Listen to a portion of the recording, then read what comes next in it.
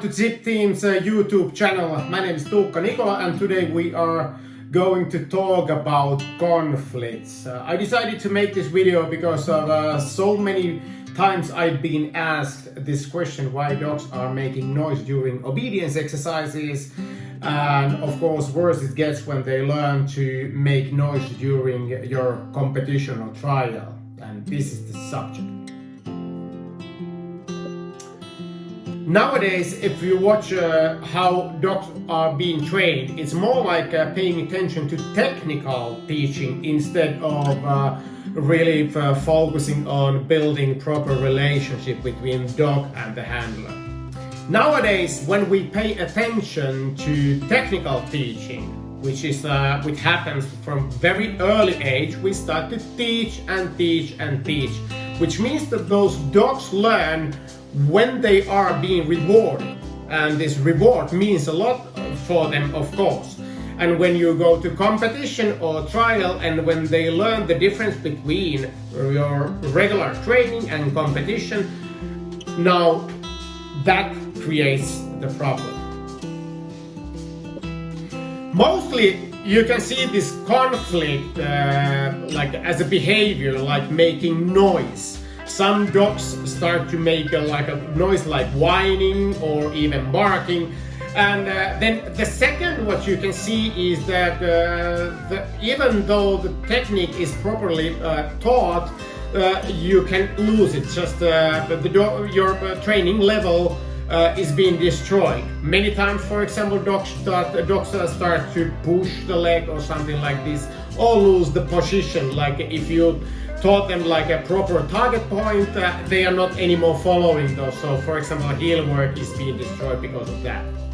And the third one is more like just I can't anymore say that it's conflict, but the dog just start to be passive and you lose the contact and so on, so that energy level collapses.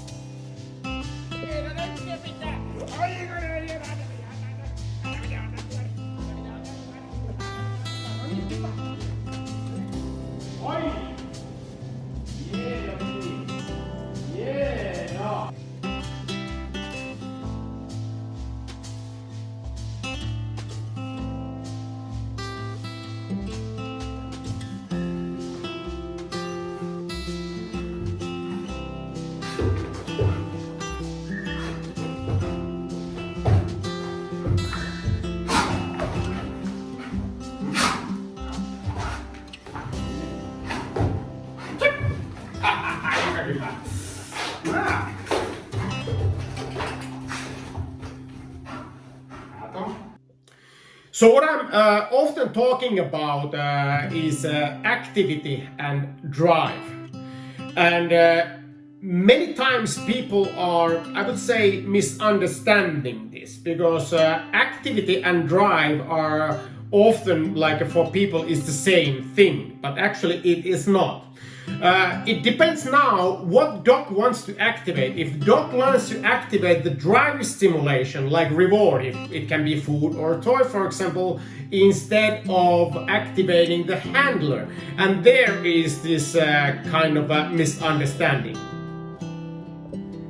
I'm using this triangle to explain this.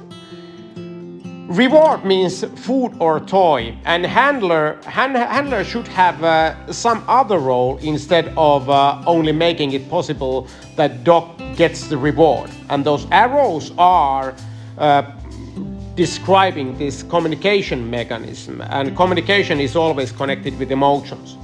So as you can see that if the arrow is pointing only one direction, dog is working only for the reward. In this situation, this is actually creating this whole problem and issue what we're talking about.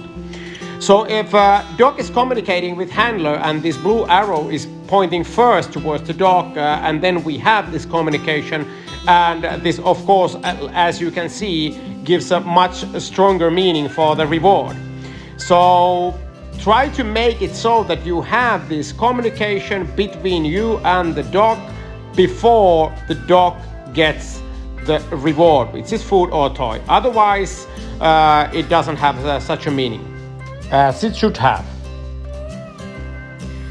So the idea, in my case, how I teach it is that dog learns to activate the handler in first place, and this means that the whole process is based on socialness, social communication, and this would lead to drive stimulation. So it opens from socialness, and then you reward those emotions with drive stimulation. And later you can, when you have this social connection, this would lead to your technical teaching, which is connected with the drive stimulation.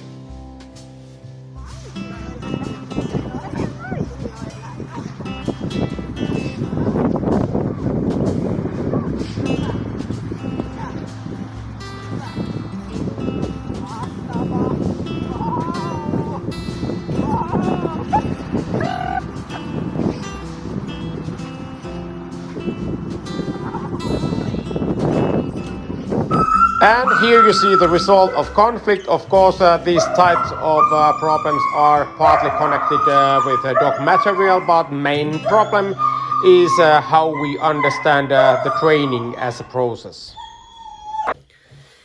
So in this situation, conflict actually means that the dog learned to want the reward so much that basically it can't stand the situation when it's not being rewarded. And when the dog learns that the reward is not coming, we have the situation that the dog loses it, that we don't have anymore the teaching or training level. After a few months training, when we paid attention to only the socialness, how to start trainings, we managed to take all those conflicts away. As you can see that now dog learned to activate her handler. And this result was awesome, because in this situation now you can see that the dog really activates the handler.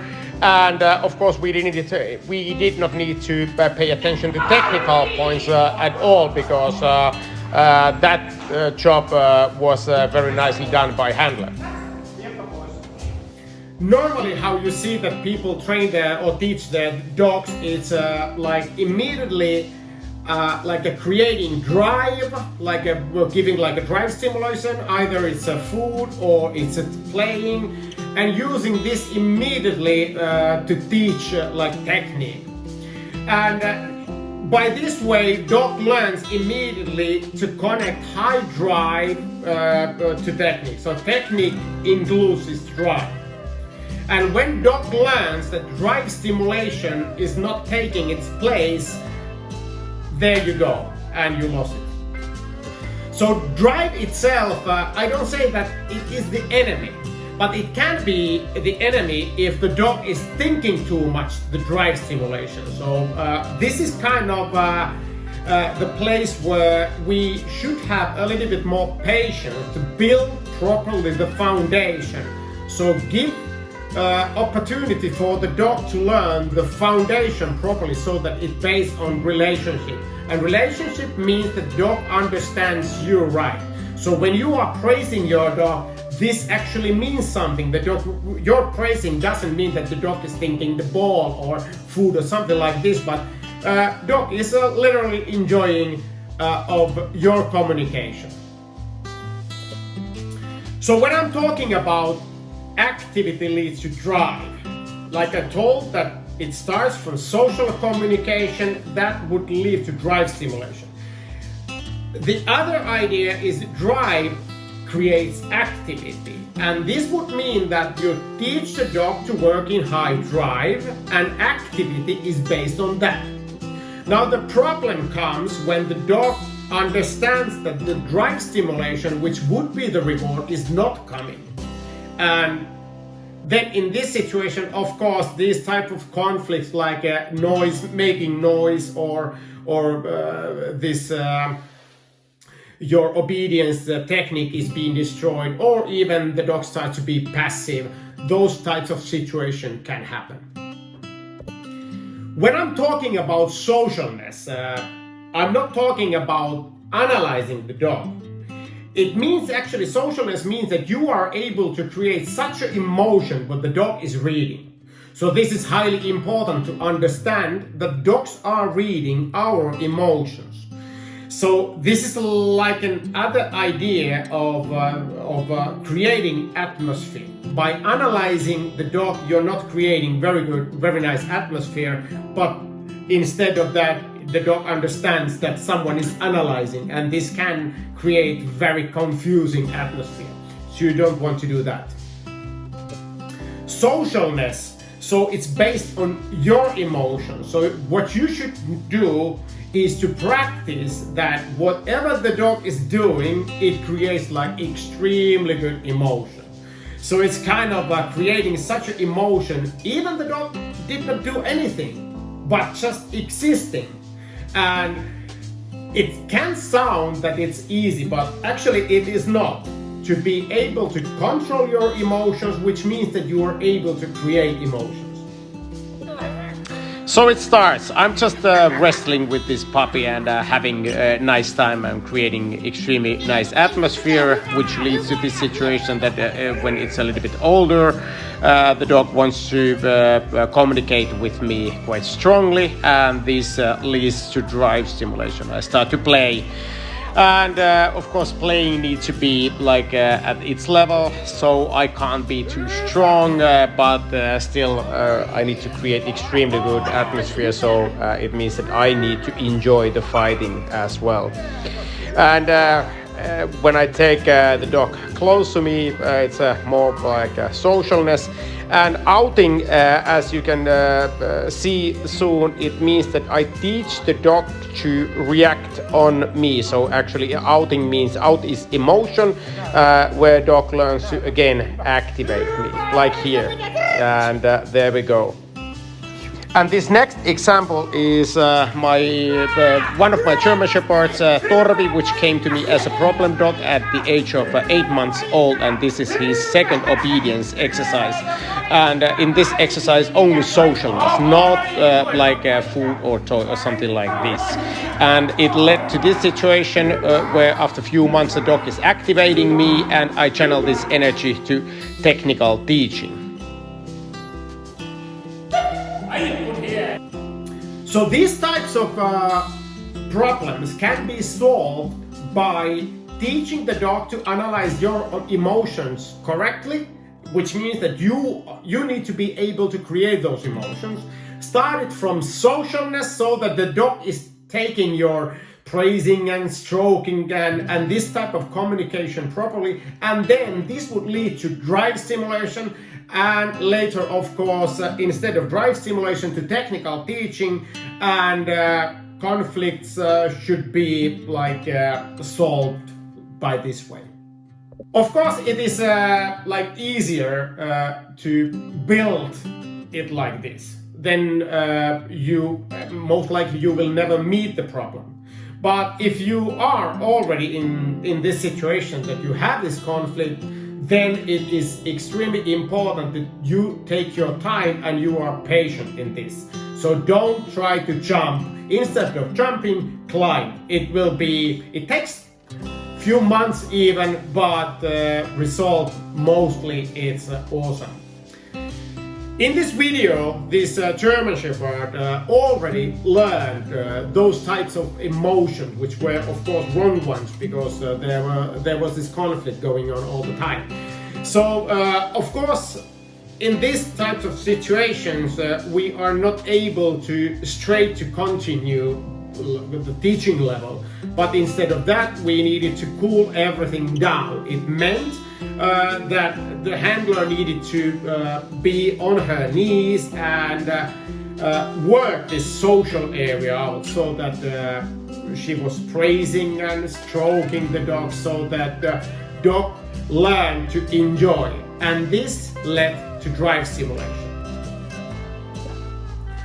Of course it took months to do that, because the dog, every time when the dog came to field or training place, the dog already had those emotions. So now, because we needed to retrain, reorganize everything, it took more time for the dog to understand. In the end, it was extremely good. But if you have this type of situation, please take your time. Don't rush it. It doesn't help. So remember that start your every obedience exercise from socialness point of view. Communicate first, and when the dog is communicating with you, and remember that you need to be the one who is communicating with the dog in first place. So you are starting with your emotions, and this would lead to drive stimulation. And if you need to retrain dogs out of these situations, take your time, be patient, and just do it. Okay, I hope that you liked this short video, and hopefully it gave you some answers for those questions. And of course, if you want to know more, and if in your head there is some subject that you want me to answer, you can put this question under those comments. And more information, of course, there is available. For example, there is this video of this main lecture, Zip Team Dog Training with Tuukka Nikola main lecture. You can watch this, and I made it few years ago, so hopefully it's still like understandable English for you guys. But what can I say? So hopefully we will see next time, and please subscribe and put likes if you know this, like if you like this video, so support this channel. Thanks, see you, bye.